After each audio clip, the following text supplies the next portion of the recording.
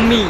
મતલબ મારા મમ્મીને એવું માનવું છે કે મને દુનિયામાં કાંઈ બી થાય ને વાક કોનો છે મોબાઈલ નો મતલબ એનું કઈ બી કોઈ બધી વસ્તુ મારા મમ્મીને મારા મોબાઈલ જ પ્રોબ્લેમ છે મતલબ મમ્મી કો માથું દુખે હજી જો ફોન આપણે કે મમ્મી મારા પેટમાં દુખે હજી ફોનમાં પડ્યો રે આખો દિવસ આપણે કે મમ્મી મને તાવ આવે ફોનમાં જોયા રાખે ને એટલે તને તાવ આવે છે કે મમ્મી મને ઝાડા થઈ ગયા હજી જો ફોનમાં હું ફોનમાં હે ઝાડા ને ફોન ના લેવા દા પાછા આપણને પૂછ્યા છે જમવામાં શું બનાવ્યું પનીર નું શાક તાર બાપાને સાવ કરી ફાટી જઈએ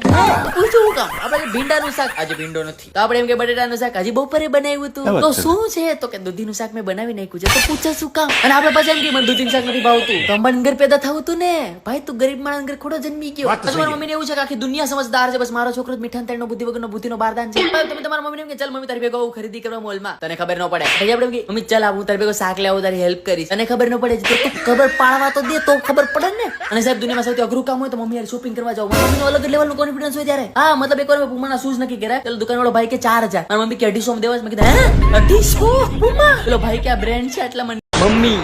મતલબ મારા મમ્મીને એવું માનવું છે કે મને દુનિયામાં કાંઈ બી થાય ને વાક કોનો છે મોબાઈલ નો મતલબ એનું કઈ બી કોઈ બધી વસ્તુ મારા મમ્મીને મારા મોબાઈલ જ પ્રોબ્લેમ છે મતલબ મમ્મી કો માથું દુખે હજી જો ફોનમાં આપણે કે મમ્મી મારા પેટમાં દુખે હજી ફોનમાં પડ્યો રે આખો દિવસ આપણે કે મમ્મી મને તાવ આવે ફોનમાં જોયા રાખે ને એટલે તને તાવ આવે છે કે મમ્મી મને ઝાડા થઈ ગયા હજી જો ફોનમાં હું ફોનમાં હે ઝાડા ને ફોન ના લેવા દા પાછા આપણને પૂછ્યા છે જમવામાં શું બનાવ્યું પનીર નું શાક તાર બાપાને સાવ કરી ફાટી જઈએ